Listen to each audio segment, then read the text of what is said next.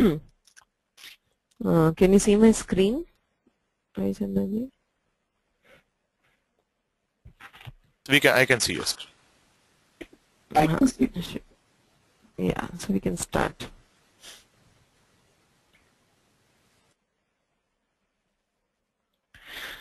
येनाक्षरसमां नायमधिगम्य महेश्वरात् कृत्स्नं व्याकरणं प्रोक्तं तस्मै पाणिनये नमः।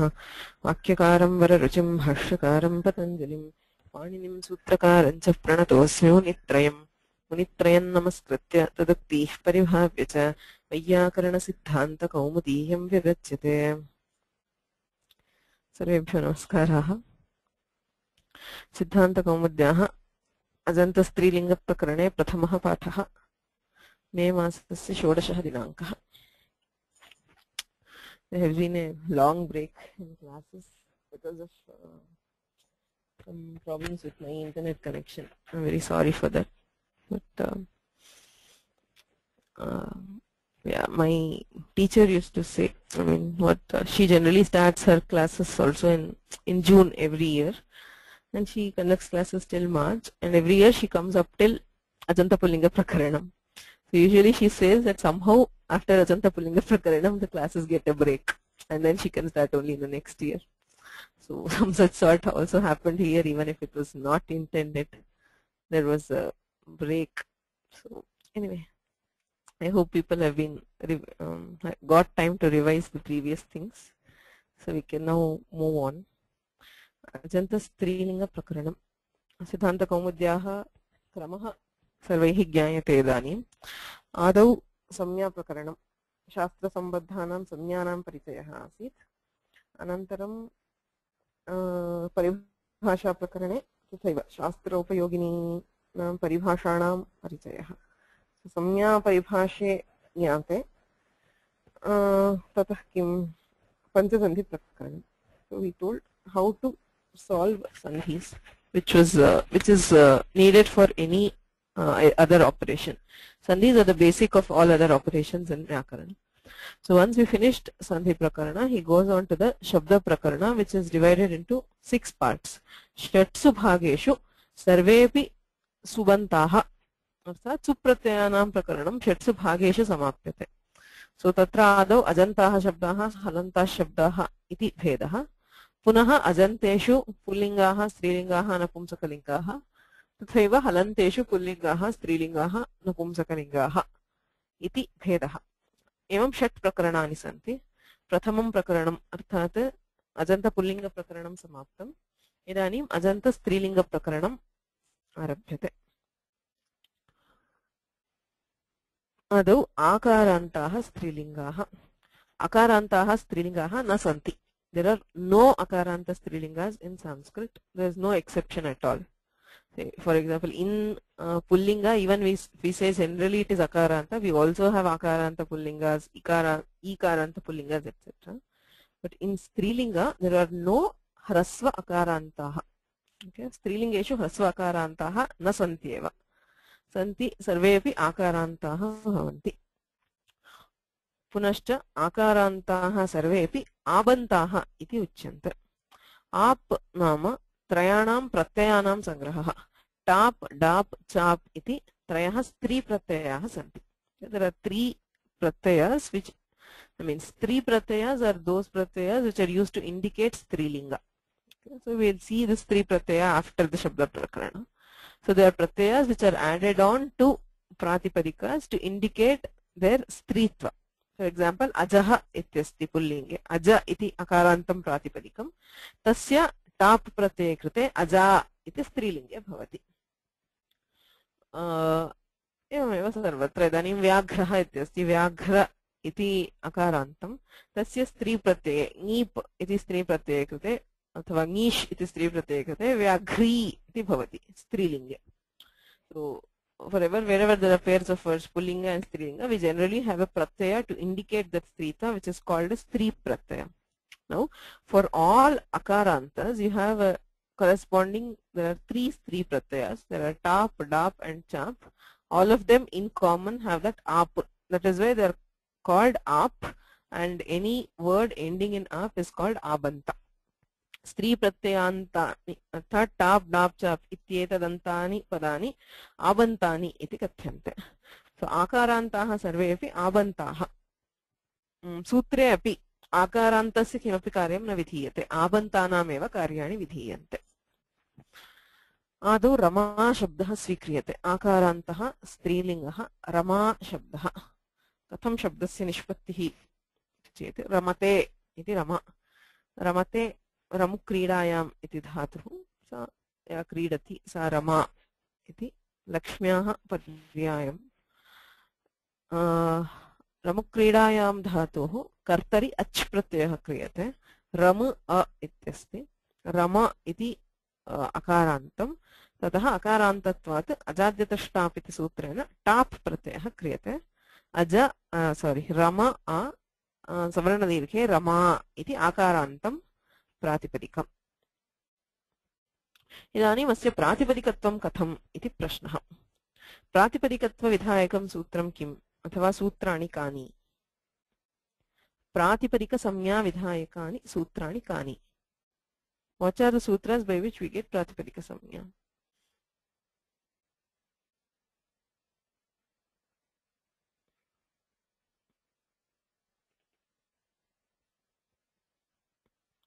People?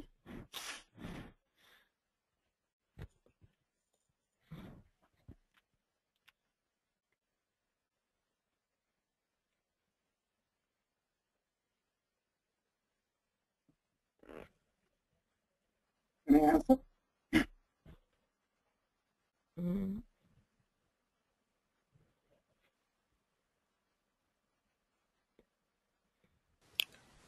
Su o just out test that. That is a sutra which gives the pratyayas, supratyayas. Arthavat dhatu adha pratyaya pratipadikam. Arthavat adhatu apratyaya pratipadikam. Then sutram. Then krit tadhita samasascha. Then ni then dyap pratipadikat. So that's where there's three. That is different. No, that is what. So you have Arthavadhatira pratyaya pratipadikam and Krittadhita samasascha. Okay, there are two sutras which give Pratipadika Samya. Arthavadhatira pratyaya pratipadikam tatha Krittadhita samasascha. The sutrabhyam Pratipadika Samya vidhiyate. Kintu atra ubhabhyam sutrabhyam Pratipadikatvam na bhavati. Kuto na bhavati? अर्थवत् अधातुः अप्रत्ययः इत्युच्यते. धातुं प्रत्ययं प्रत्ययान्तं च वर्जयित्वा अर्थवत् शब्दस्वरूपं प्रातिपदिकसंज्ञं स्यात्. अत्र रमा इति धातुः नास्ति, प्रत्ययः नास्ति, किन्तु प्रत्ययान्तम् अस्ति. टाप् इति प्रत्ययः प्रत्ययान्तत्वम् अस्ति. तस्मात् अर्थवदधातुरप्रत्ययः प्रातिपदिकम् इति सूत्रेण प्रातिपदिकसंज्ञा न भवति. सत्यं किल? कृत्तद्धितसमासश्च इति सूत्रेण भवति वा इति चेत् तेनापि न भवति. कृदन्तं तद्धितान्तं समासश्चेदेव तेन सूत्रेण. इदं न कृदन्तं. टाप् इस् नाट् अ कृत् प्रत्यय, इट् इस् नाट् अ तद्धित प्रत्यय, and obviously it is not a samasa. Right? So कृत्तद्धितसमासश्च इत्यनेनापि प्रातिपदिकसंज्ञा न भवति. किं करणीयम् इति चेत् एकं परिभाषा विद्यते. प्रातिपदिकग्रहणे लिङ्गविशिष्टस्यापि ग्रहणम्. Wherever you are taking pratipadicas, you also consider लिङ्गविशिष्टस्यापि, those which are combined with the lingabodhaka pratyaya, which means say if you have pratipadikatva for aja, you will also have pratipadikatva for a word which is derived by adding a lingabodhaka pratyaya, which is a stri pratyaya to that aja, which is why you have aja also getting the pratipadika samya. एषा परिभाषा. प्रातिपदिकग्रहणे लिङ्गविशिष्टस्यापि ग्रहणं. तेन तया परिभाषया एव आबन्तानां यन्तानां, that is how most stri pratyayas are taken into the bracket of pratipadicas. They do not have pratipadika samya by themselves. Rama does not have pratipadika samya technically, किन्तु प्रातिपदिकग्रहणे लिङ्गविशिष्टस्यापि ग्रहणम् इति परिभाषया स्वादीनाम् उत्पत्तिः भवति. रमा इत्यस्मात् प्रथमा विभक्तौ एकवचने विवक्षिते. इदानीं स्वौजसमोच्छष्टाभ्यां भिस् इत्यादिना सु प्रत्ययः भवति. सुप्रत्यये उकारस्य उपदेशे जनुनासिक इति संज्ञा तस्य लोपः रमा स इत्यस्ति हल् दीर्घात् सुतिस्य पृक्तं हल् ऑलरेडी सीन हल् नी आप इत्येतेभ्यः परस्य सुप्रत्ययस्य लोपः भवति हल् दीर्घात् सूतीसि अपृक्तं हल् अपृक्तं नाम किम् what is अपृक्तं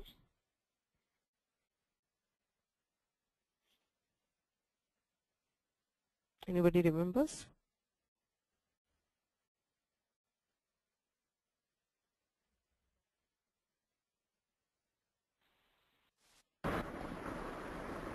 Lakshmi ji Yes, this is ekakala matra uchcharanam.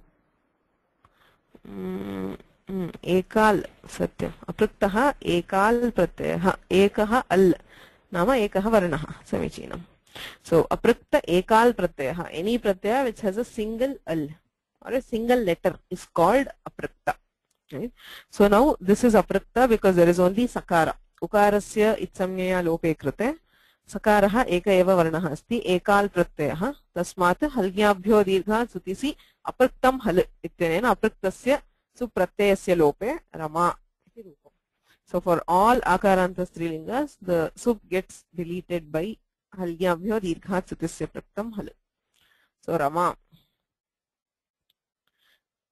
प्रथमाविभक्तौ द्विवचने औ प्रत्ययः रमा औ किं भवेत् कस्य प्राप्तिः अस्ति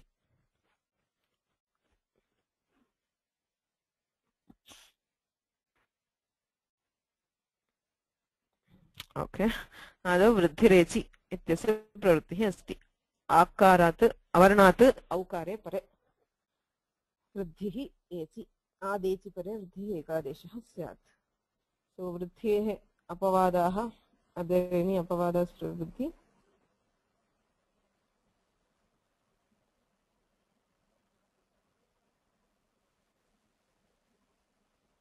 किं सूत्रं प्रवर्तेत अत्र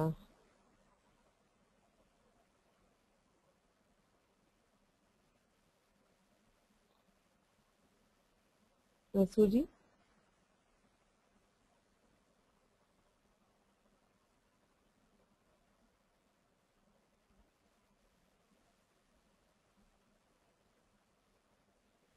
Hello.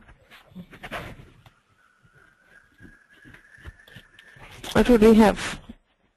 Vruddhim badhitva kimapi sutram?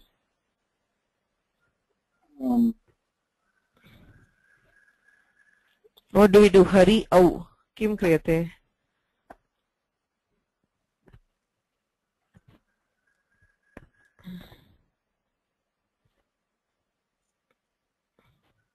Okay. Vattu Lakshmi.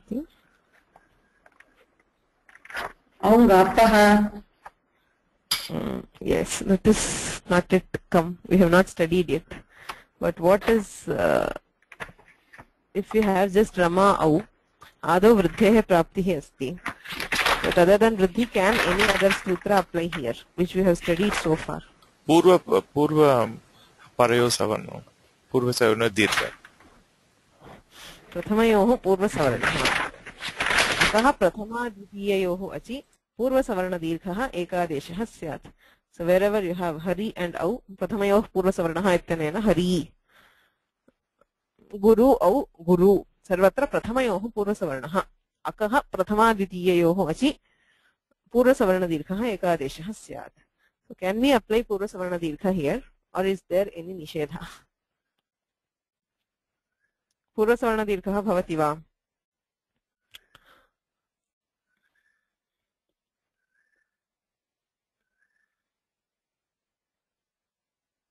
Ram औ इति स्थिते पूर्वसवर्णदीर्घः भवति वा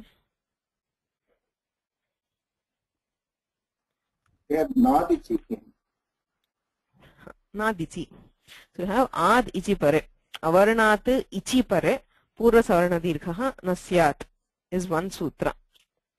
Is there any other sutra for Purva Savarna Dirgha Nishedha?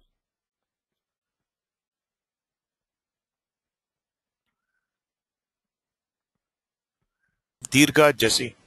Dirghat, yes. Dirghat cha. Jasi cha. Yes, yeah. Satyam.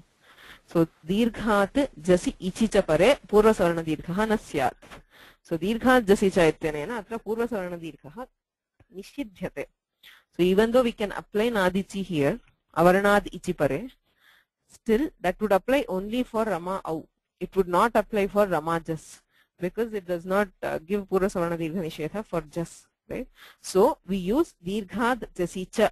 Dirghat jasi ichi cha pare purva savarna dirghah na syat ityanena purva savarna dirghasya nishedhah kriyate. So idanim kim karaniyam iti prashne sati nutanam sutramasta aunga apaha. Padadvayam vidyate aungaha apaha iti padadvayam. Jasa shi iti purvatana sutrat shi iti anuvartate. Angasya ityadhikaraha astyeva. Avantat angat parasya aungaha shi syat. Apaha iti panchami. Avantat angat iti angasya iti shashti panchamya viparinamyate. Avantat angat parasya aungaha. Aungaha iti shashti. Aungaha sthane षष्ठी स्थाने योगा औङः स्थाने शी स्यात्. शी इति आदेशः जसशी इत्यतः अनुवर्तते. आबद्धात् अङ्गात् परस्य औङः शी स्यात्. औङ् इति किम् इति प्रश्नः. सु औ जस् अम् औट् कुत्रापि औङ् इति नास्ति ङकारस्य इत्वात्. औङ् इति औकारविभक्तेः संज्ञा.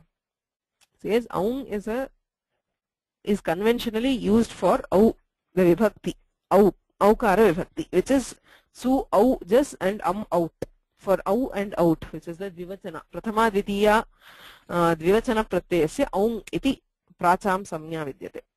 Just like what was that? You had ango nastriyam, where ang iti ta vibhaktehe samnya.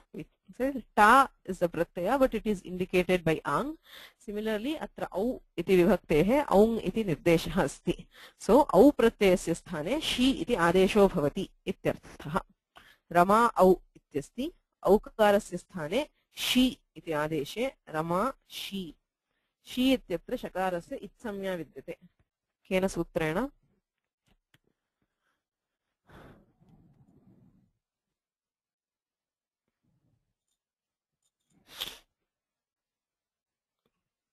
केन सूत्रेण शकारस्य इत्संज्ञा भवति?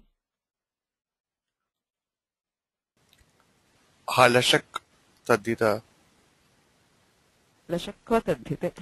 सत्यं. ल श कु अतद्धिते.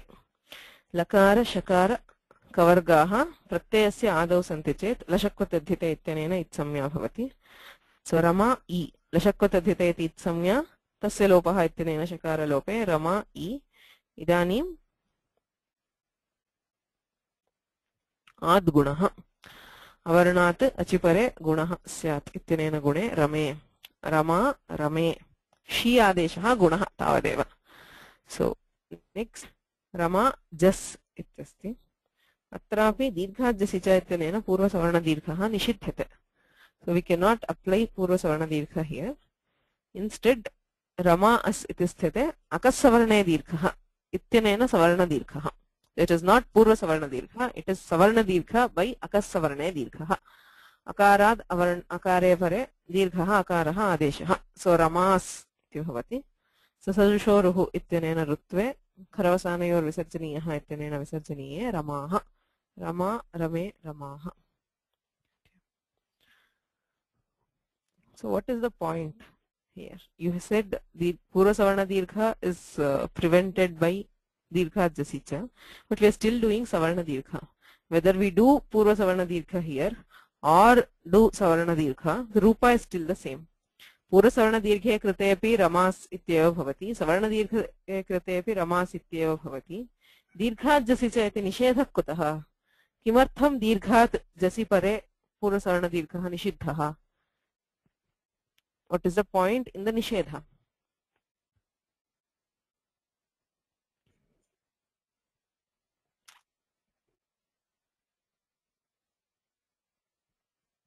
When you have other things which are not starting with a, there we need this dirgha jasicha.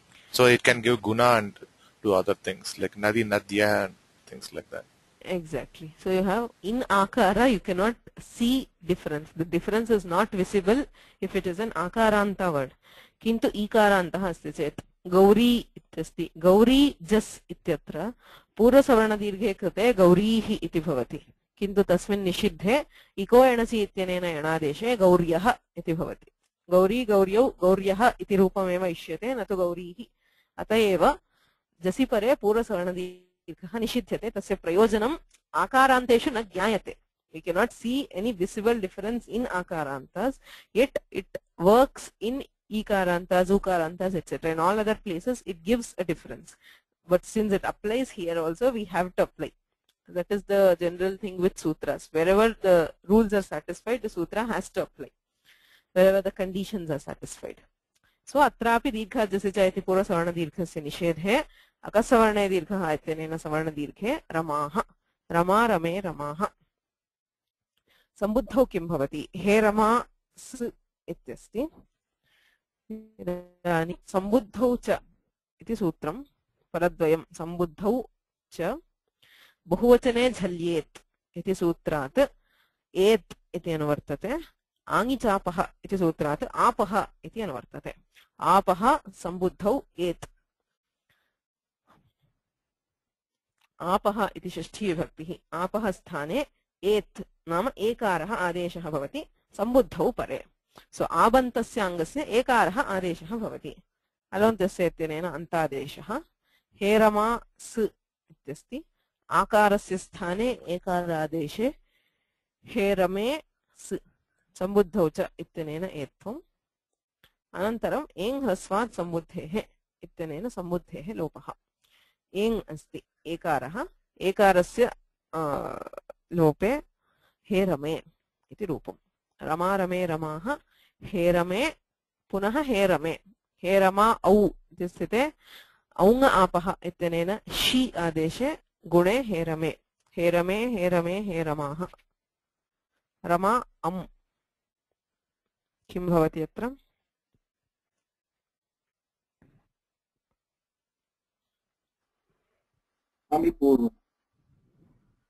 अमिपूर्वः right so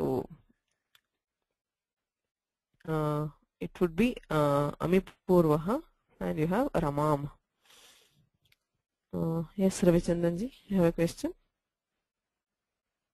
Yeah, in Bala Manorama, he talks about Heng Haswat. He says that in Haldibyo Lopastu na Paratva Pradipadika Uktatvacha Etve Krite. I think he is telling that with Haldibyo Adi Lopasya Aprapte, and he gives some Paratvena Nyaya Abhavacha. Is there anything special with this? 1 second. 295. हल्ङ्यादि लोपस्तु न परत्वात् प्रतिपरोक्तत्वात् च एत्वे कृते हल्ङ्यादि लोपस्य अप्राप्तेः एङ् ह्रस्वात् इति लोपस्यैव परत्वेन न्यायत्वात् च. Very simple. He says you have he ramas when it is he ramas can we delete sambuddhi by halgyambhyo dirghat sutisya praktam hal? That's the question.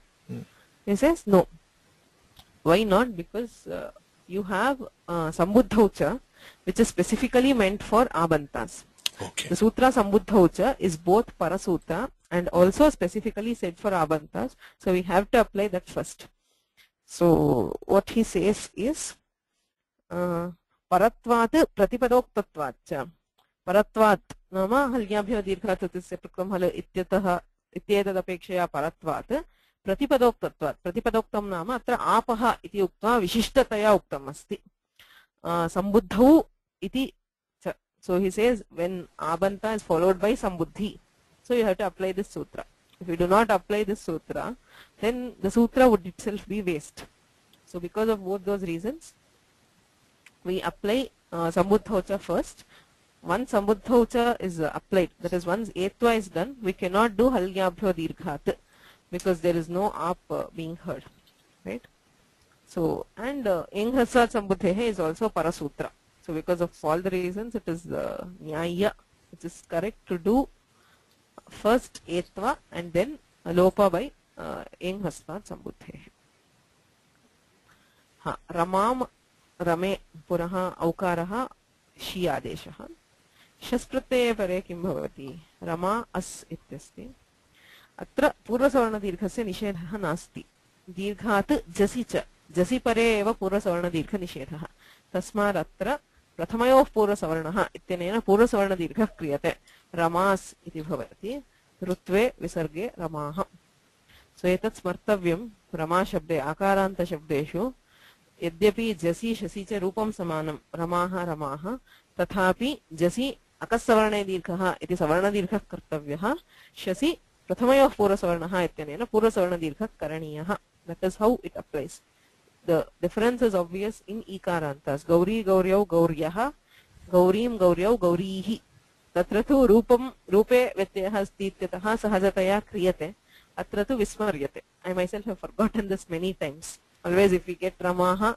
either I do pura savarna dirgha both cases or savarna dirgha in both cases which is technically wrong so we are studying vyakarana we have to remember that where a sutra would apply and where it would not ramam rame ramaha स्त्रीत्वात् नत्वा भावः तस्मात् छसोनः पुंसि इत्यस्ति रामान् रामाशस् इत्यत्र पूर्वसवर्णदीर्घे कृते तस्मात् छसोनः पुंसि इति क्रियते एवमेव हरीन् गुरून् सर्वत्र शसि प्रत्यये शसि परे पूर्वसवर्णदीर्घे कृते नत्वं क्रियते अत्र तु न भवति स्त्रीत्वात् नत्वा भावः तस्मात् छसोनः पुंसि इत्युच्यते विशिष्य तस्मात् स्त्रीलिङ्गे नत्वं नास्ति रमां रमे रमाः तृतीयैकवचने टा प्रत्ययः रमा आ इत्यस्ति इदानीं सूत्रमस्ति आङि चापः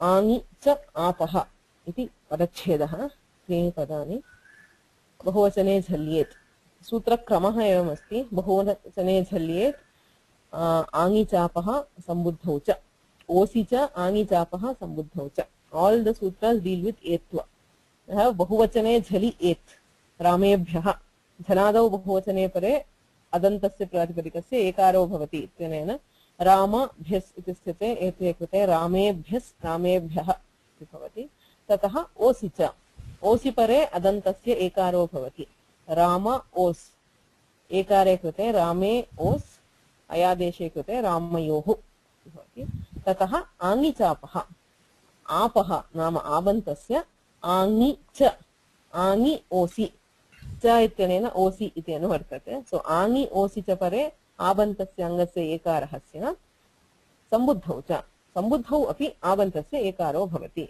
इति सूत्रक्रमः so if you know the sutrakrama of ashtadhyayi it's very easy to derive the meaning right we have 103 bahuvachane jhalyet 104 osi cha osi api etvam bhavati aangi cha apaha abantasya aangi as I said ang is again for ta aangi osi cha pare abantasya angasya ekarah syat so there is an ekaradesha when an abanta is followed by ang which is ta and os आङि ओसि च परे आबन्तस्य अङ्गस्य एकारः स्यात् इति सूत्रम् रमा आ इत्यस्ति ता प्रत्ययः एकारादेशे कृते रमे आ अनन्तरम् एचो अयवायावः इत्यनेन अयादेशः एकारस्य अचि परे अयादेशे रमया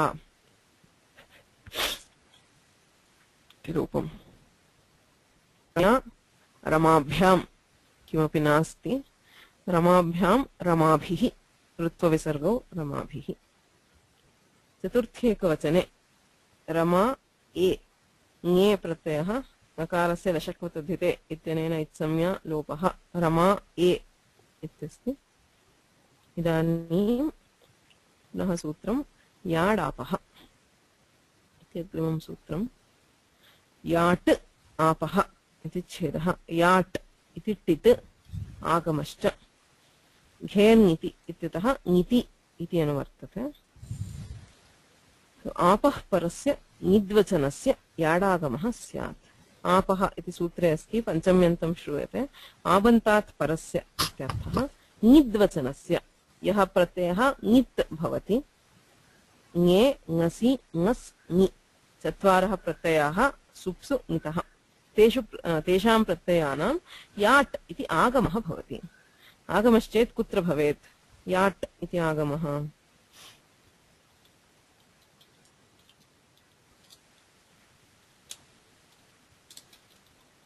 याट् इति आगमस्य किं स्थानम्?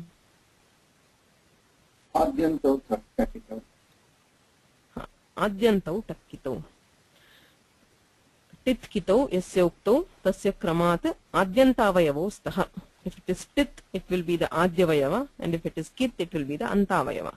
So प्रत्ययस्य आदौ याट् इति आगमः भवति. So रमा ए इत्यस्ति, ए इति ङित्, ङित्वात् याट् इति आगमे रमा या ए इति भवति. याडापः इति याडागमः आद्यन्तौ टकितौ इत्यनेन आद्यवयवः. रमा या ए इति स्थिते वृद्धिरेचि आकारस्य आदेचि परे वृद्धिः एकादेशः स्यात् इति वृद्धिसन्धौ रमायै इति रूपम्. चतुर्थेकवचने याडागमे कृते रमायै. रमायै रमाभ्यां रमाभ्यः किमपि नास्ति. पुनः ङसि प्रत्ययः पञ्चमे एकवचने रमा अस् इत्यस्ति. अयमपि ङित्, ङित्वात् याडापः इति याडागमे रमा या अस् भवति. या इत्येतयोः अकस्सवर्णे दीर्घः इत्यनेन सवर्णदीर्घे रमा यास्, ऋत्वे विसर्गे रमायाः. रमायाः रमाभ्यां रमाभ्यः. पुनः षष्ठेकवचने ङस् प्रत्ययेपि एवमेव प्रक्रिया रमायाः. रमा ओस् किं भवेत्? इदानीमेव उक्तम्. रमा ओस्.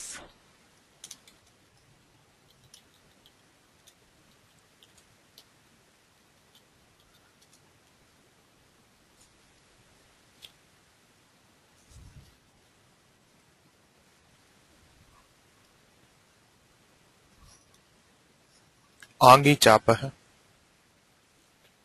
आङि च आपः इत्यनेन आङि ओसि च आबन्तस्य एत्वं स्यात् इत्यनेन एत्वं भवति रमे ओस्.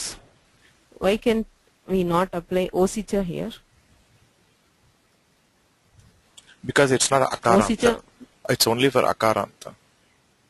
This is also akaranta. No? Akaranta. Ah. Whenever we say akara, it also takes akara.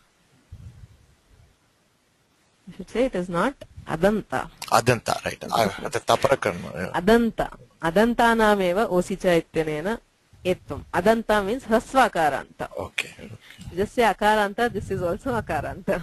Okay. So since it is not adanta, so there atobhisa is ityanena ataha iti anavartate. So there is hasvakarasyaiva bahuvachane jhalyet osicha iti sarvam. Tasmat atra osicha ityanena etvam na bhavati.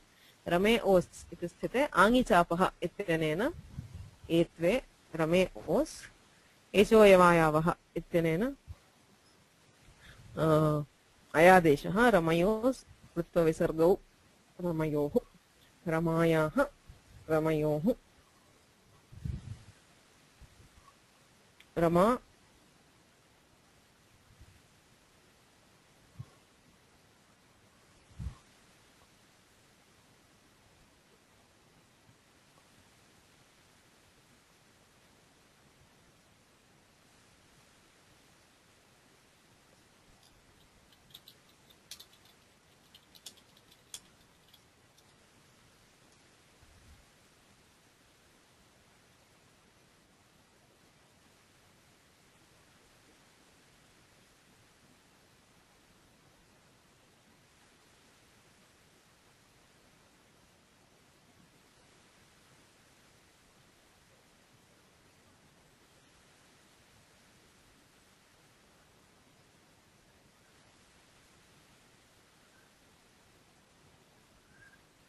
Hello? Yeah, now we can hear you somewhere. Just lost you for a few minutes. Yeah. So आम षष्ठी बहुवचने रमा आम इत्यस्ति. आम प्रत्ययः भवेत् ह्युस्वनद्यात्. correct. so nadi ada ह्रस्वनद्यापो नट Nut. ह्रस्व नदी आप इत्यस्ति ह्रस्वान्तात् नद्यन्तात् आवन्तात् च अङ्गात् आमः नुडागमः स्यात् इत्यनेन नुट् इति आगमः रमा न आम् इति भवति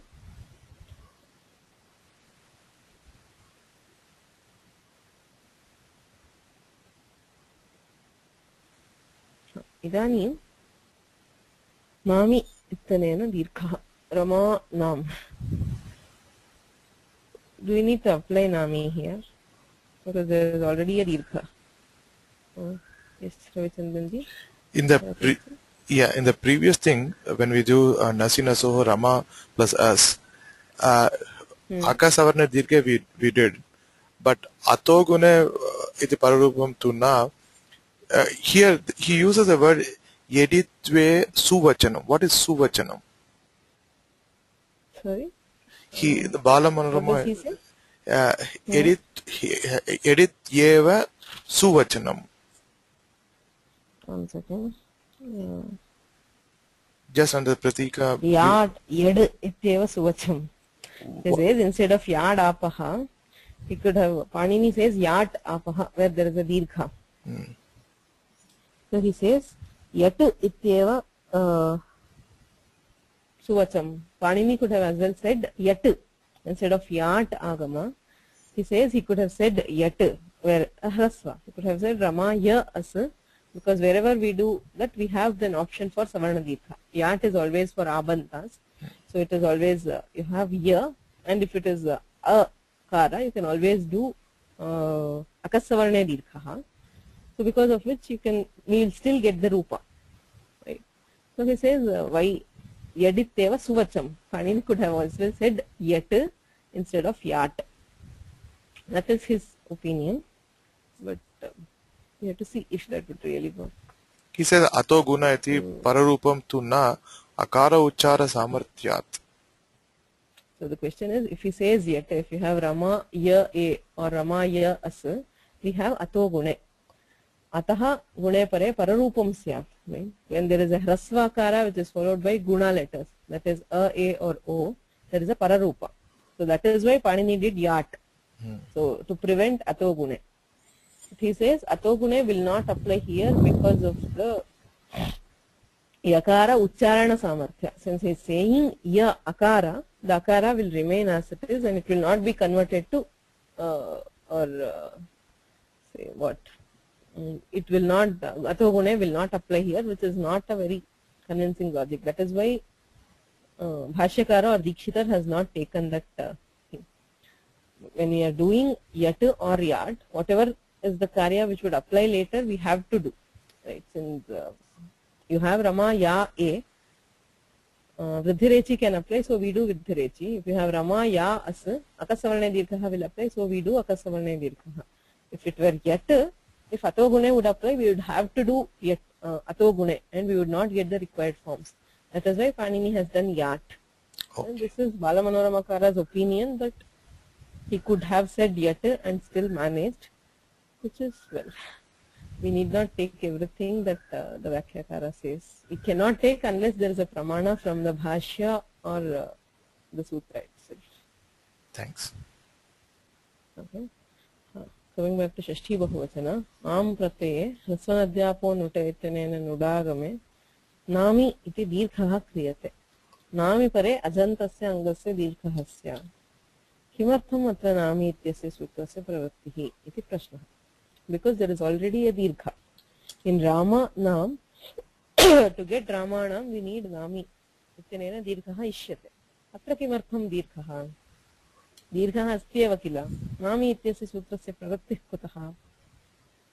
Iti chete, satyam. परिभाषा विद्यते पर्जन्यवल् लक्षण प्रवृत्तिः लक्षणं नाम शास्त्रं शास्त्रस्य प्रवृत्तिः पर्जन्यवत् भवति पर्जन्यः नाम मेघः मेघः यथा वर्षति वर्षणे तस्य प्रश्नः न भवति अत्र जलमस्ति the cloud will not think oh there is water here so I need not rain or it will not go to a desert and say oh there is no water so let me give rain पर्जन्यवत् so as a megha as a cloud would rain or would release its water whether there is water, irrespective of whether there is already water present or not. It would rain even over the seas or an ocean, or it would rain over the desert also. It is the swabhava of Parjanya. Right? So similarly for a Lakshana, that is for a Shastra, if the conditions are satisfied, for any Shastra, if the conditions for its application are satisfied, and if there is no overruling, because if you have something like Vipritishedhe, Parankaryam, etc., it's fine. So if there is nothing to overrule it, it will apply, whether it is required or not. The sutra will not think whether the karya is required or not, as long as the conditions are satisfied and as long as there is no other overruling sutra, the sutra has to apply.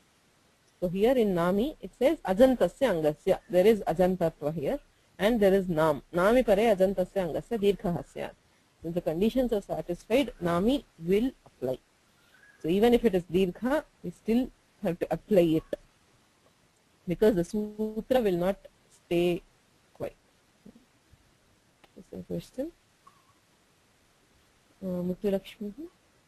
Is it because it is a Nitya Sutra?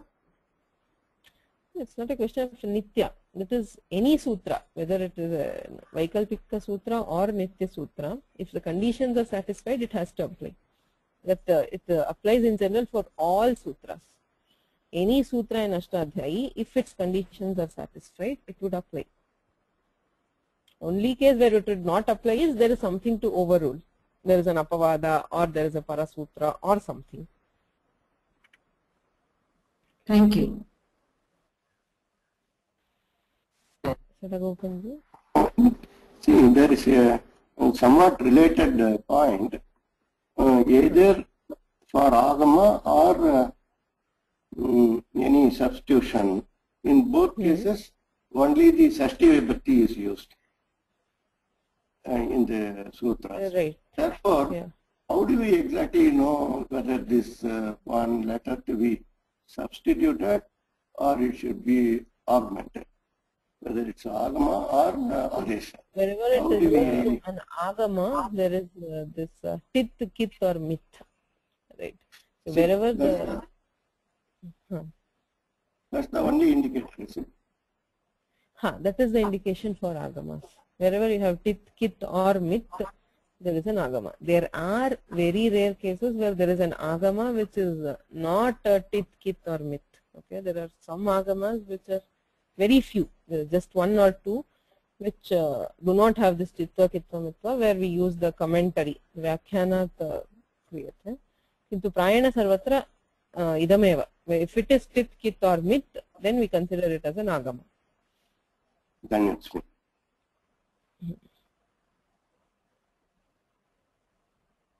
Okay. Any other questions?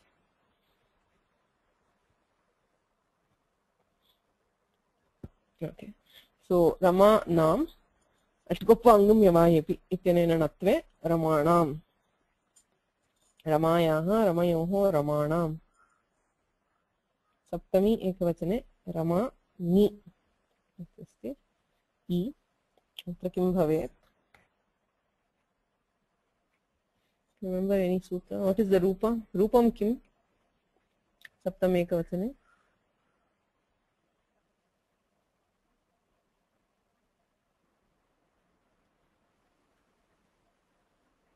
There will be Lasakatva Dide, Tasya Lopaha, and then it will be Akasavarne Dirgaha.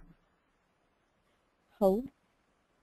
Where is, we don't have an No, it's not Akasavarne Dirgaha, it will be Rama Am.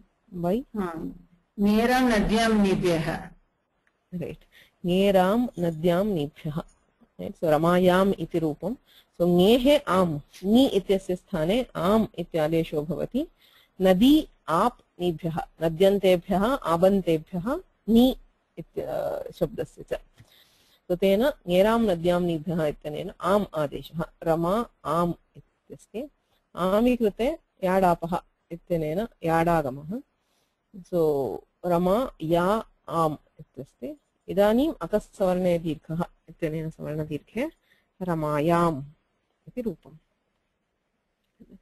So Ramayam Ramayoho Rama ओस् आङिचापः इत्यनेन एत्वे रमे ओस् अयादेशे रमयोः रमा सु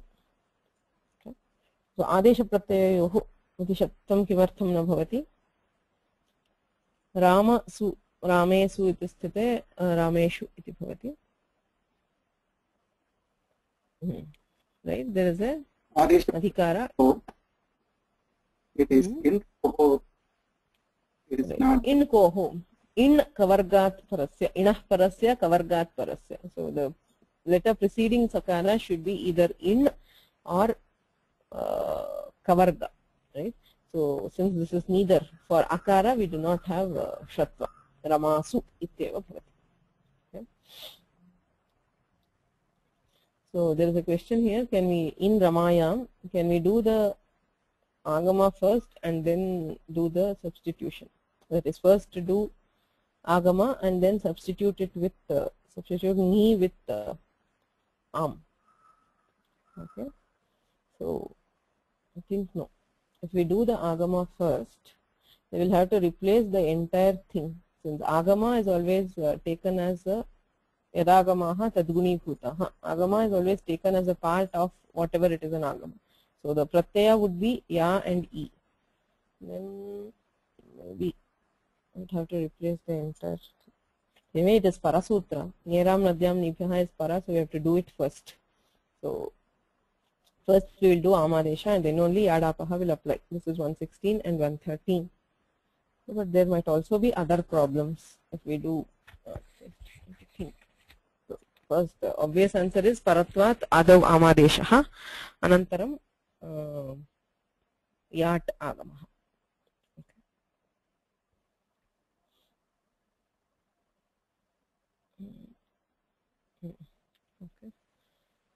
Okay. So akarantah strilingaha.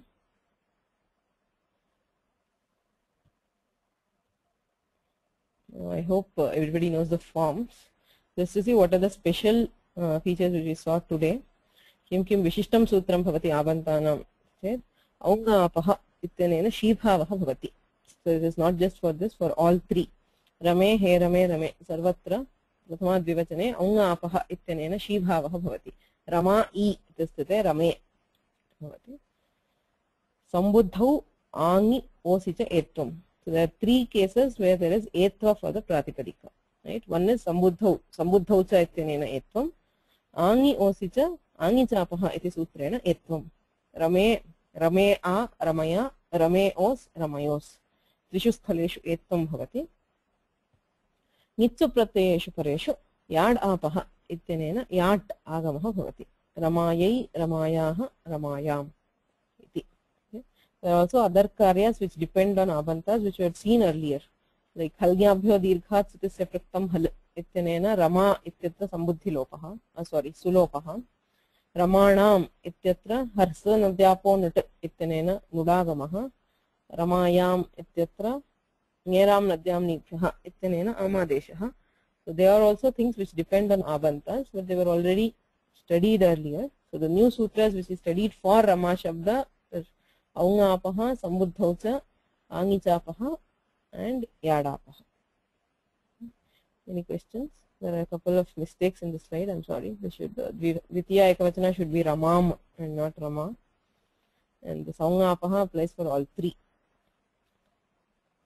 So, any questions?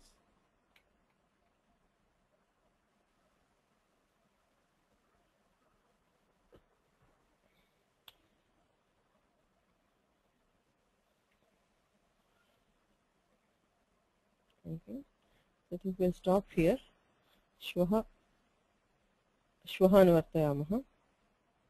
Sarvanama shabdaha, sarva shabdaha, tatra ko visheshaha iti prashnaha. Okay. Enakshara samam nayam adhigamya maheshwarat kritsnam vyakaranam proktam tasmai paninaye namaha. Minitrayan namaskritya taduktishvari bhavyacha vayyakarana siddhanta kaumudihim virachyate.